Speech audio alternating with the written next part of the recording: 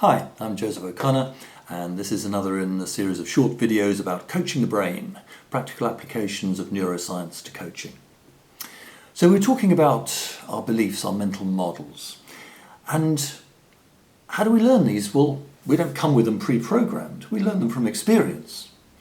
And what we do is we predict what we think is going to happen, and then, based on what we know, based on our previous experience. And then we can modify that prediction based on the feedback that we get. Our brain is basically, this is a prediction machine.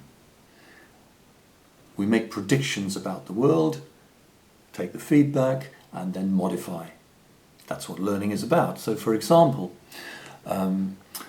if I lend somebody money and they don't pay me back, well, that's an experience. If I do it again and they still don't pay me back, then I start to make a prediction.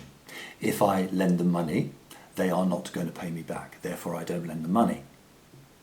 If I lend someone else money and they pay me back 2 or 3 times, then my prediction is they're trustworthy, and so I will continue to lend them money.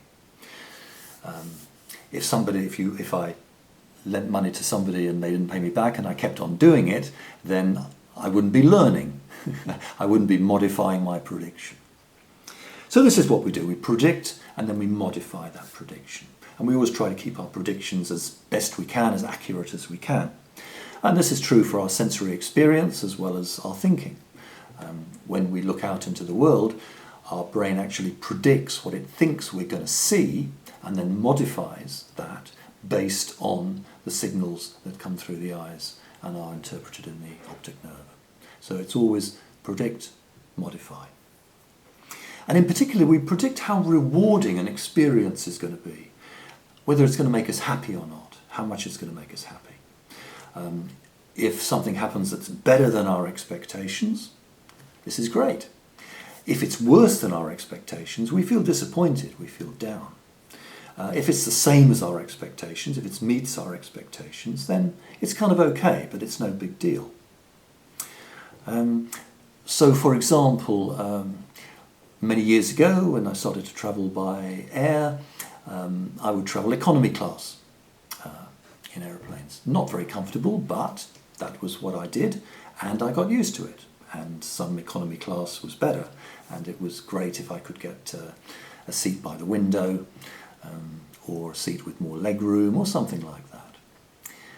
Then I started to travel by business class, and immediately then that was much better. It was much better than my expectations, and I wasn't interested in economy class.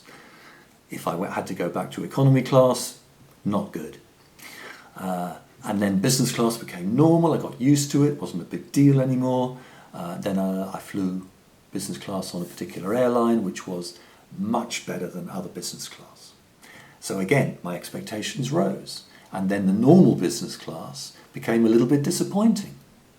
So the point is that our happiness in that, my happiness, was not based on the actual what was there, but it was based on my expectations. So what was fine and rewarding and great in the past then became not so good when I moved up. And this is what happens to us. We're not satisfied. We're always looking to move up. What makes us happy and satisfied one time, once we get used to something else, what made us happy before doesn't make us happy anymore. So we're always on this hedonistic treadmill, as it were, always striving for more happiness. It doesn't mean to say that we shouldn't strive and try to get what we want. That's good. Just as long as we realise that we're always going to be dissatisfied with it in the end when something else comes along. And this in the brain is done by the signal of a neurotransmitter called dopamine. And when something is better than you expected, you get a surge of dopamine. It's in what's called the reward circuit. And this makes us feel good, motivated. If it's the same as we expected, dopamine levels, they level out. So it's okay. If it's worse than expected, dopamine levels go down, and this is not pleasant, this is disappointing. So it's not to do with the experience, it's to do with the dopamine levels and our expectations about the experience.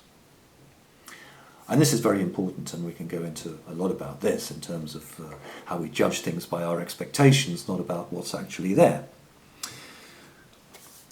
So we predict, and some of our predictions, some of our beliefs, our mental models can get us into trouble.